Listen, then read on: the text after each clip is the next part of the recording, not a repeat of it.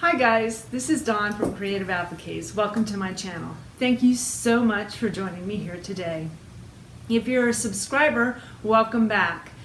Thank you for joining me. If you're new here, please hit the subscribe button and also click on the bell to be notified when I upload new content. In today's video, we are going to talk about some hacks to my mask. This is a mask design that I released back in April of 2020. And it was very, very popular. And I sewed hundreds of these masks, as I know many of you have too. But I came up with two ways, two little hacks or two little adaptations to the design that I want to share with you today. And I think you'll really like these adaptations. One adaptation adds a little bit more protection, which is always a good thing, and the other adaptation helps you insert the nose wire much easier. So if this sounds interesting to you today, please join me at the cutting table.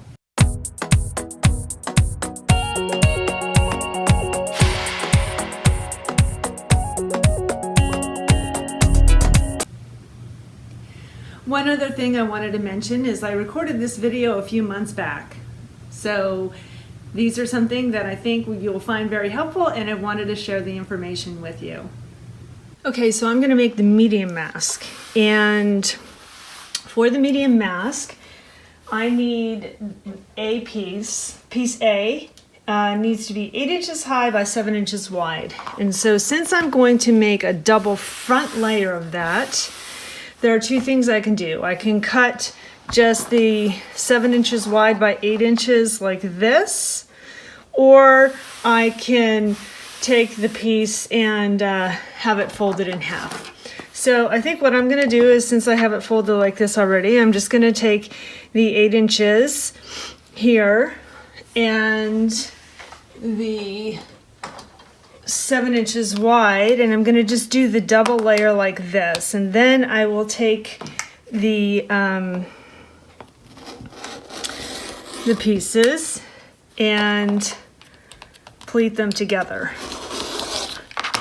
Okay, so this will be the front part of the mask, and we are now going to do the pleating using our what do you call it? Our pleating guide. So I'm just going to give these a quick press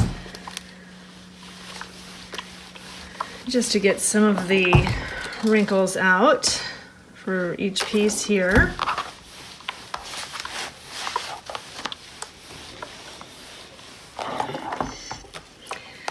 And layer them on top of each other. And now, actually I'm going to do it like this. So the right side will be on the inside of the mask that you'll kind of see, and then the other right side will be on the outside of the mask. Okay, so, and what I like to do is I like to take the pieces and fold them in half and do the press like that. And then I like to take that fold and put it in the center fold here. Just push it in there and open it up. Being careful not to pull it out from here. So just kind of hold your fingers on that fold.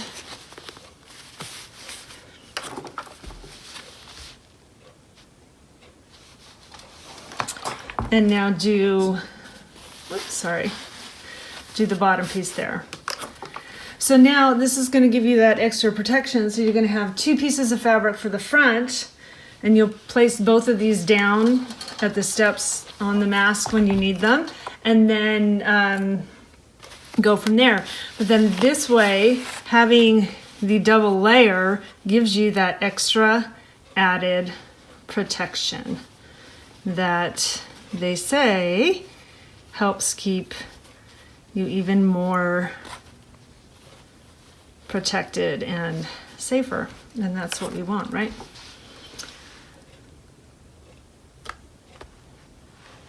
Okay, so now this is the double layer. So now we're going to talk about the other little hack I have.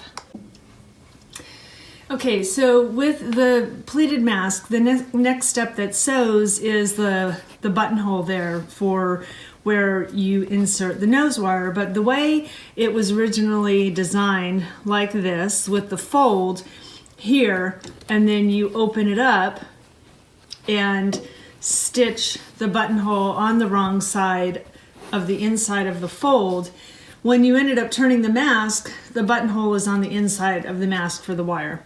So there is another option that I've come up with that will allow the buttonhole to be on the outside of the mask. Nothing needs to be changed with the design itself.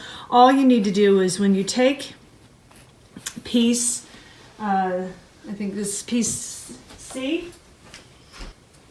Sorry. When you take piece B and you're supposed to line it up here with this bottom line of the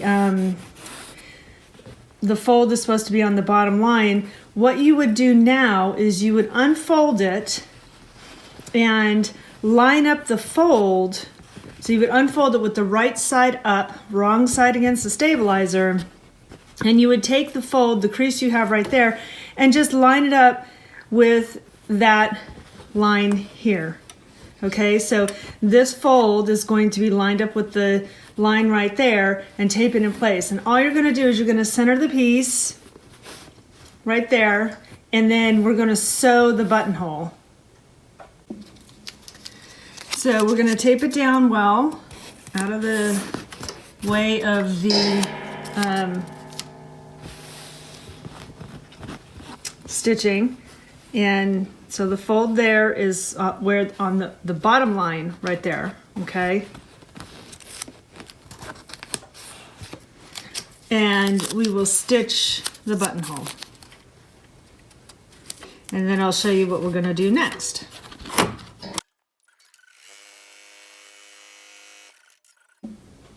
Okay, so now that the buttonhole is stitched, we're going to gently tear it up from the stabilizer. Okay? Gently pull it out from the stabilizer. Okay? And now we will refold it and we will place that fold on, line it up with the bottom line there, and make sure this is not outside of the stitching, okay? If the buttonhole is outside of the stitching, that's going to end up getting cut off. So you want to make sure that you line it up as best you can right directly on top of where it just sewed, okay? So let's see if I can zoom in for you right here. Right now I have it pretty much right directly on top of the spot where it just sewed, with the fold lined up here.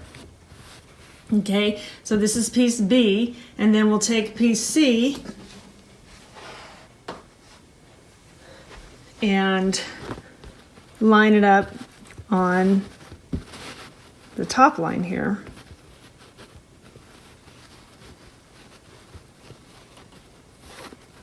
Now, if you made enough of these masks to know, you will know that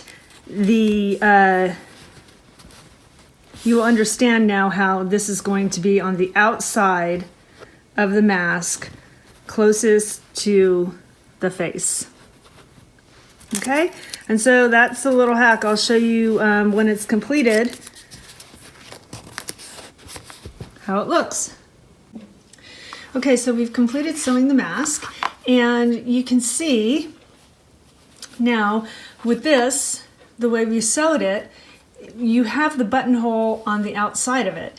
With the way it was, the instructions and the mask was digitized with the fold, we have in here is where the buttonhole is, on the inside back there. And so to try to get in there and feed the wire through there can get kind of challenging.